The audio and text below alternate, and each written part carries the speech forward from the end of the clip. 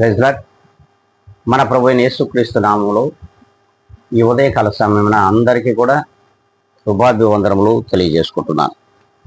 ఈ దినం దేవుడు మనకిచ్చినటువంటి ఒక గొప్ప వాగ్దానము, అది రోమీలకు రాసిన పత్రిక 8వ అధ్యాయము 31వ లేఖనాన్ని మనం చదువుకుందాం.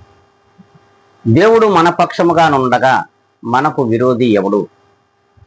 అవును, దేవుడు మన పక్షముగా ఉంటున్నాడు అని మనము ఊహించినట్లయితే, మన హృదయంలో తలంపులు పుట్టినట్లయితే, నిజముగా మనము దేవుని పక్షముగా ఉన్నామా లేదా అనే దానిని మనలను మనం శోధించుకొని తెలుసుకోగలగాలి.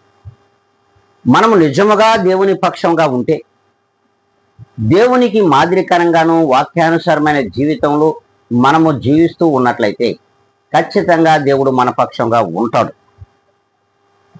అప్పుడు ఈ లోకములో ఎవ్వడు కూడా విరోధిగా నీకు ఎదురుగా రాలేడు. మరి అట్టి దేవుని పక్షంగా మనం ఉన్నామా లేదా అనేది అన్ని మొట్టమొదటగా మనం శోధించుకొని తెలుసుకోవాలి. ఈ దినము నుండి అయినా సరే మనము దేవుని పక్షంగా ఉంటాము అనుకుంటే ఖచ్చితంగా దేవుడు మన పక్షంగా ఉంటాడు. అప్పుడు మనకు ఈ లోకంలో విరోధులు ఎవ్వరూ లేరు. మరి అలా ఉందాం అనుకున్నట్లయితే ఇప్పుడే తలలు ఉంచుకుందాం, కళ్ళు మూసుకుందాం, ప్రభువుని ప్రార్థిద్దాం. మహాపరిశుద్ధుడా, ప్రేమ స్వరూపి, నీ ఘనమైన, శ్రేష్టమైన, అపూర్వమైన, ఆదరణ కలిగినటువంటి అత్యున్నతమైన క్రీస్తు యేసు నామమున కృతజ్ఞత స్తుతి స్తోత్రములు సమర్పించుకుంటున్నాం.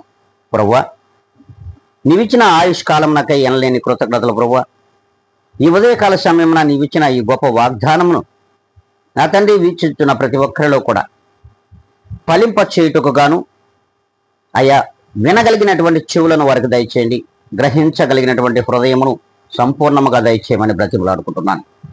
అట్టి వీక్షిస్తున్న ప్రతి ఒక్కరిని మీ చేతులకు అప్పగిస్తూ, ఇదిగోనైనా నన్ను నేను అతిమిక్కిలిగా తగ్గించుకుంటూ జీవాధిపతి అయిన యేసు క్రీస్తు యొక్క గొప్ప ఘనమైన నామములో అడిగి వేడుకొని ప్రార్థిస్తున్నాను మా ప్రియ గొప్ప పరలోక తండ్రి. ఆమేన్.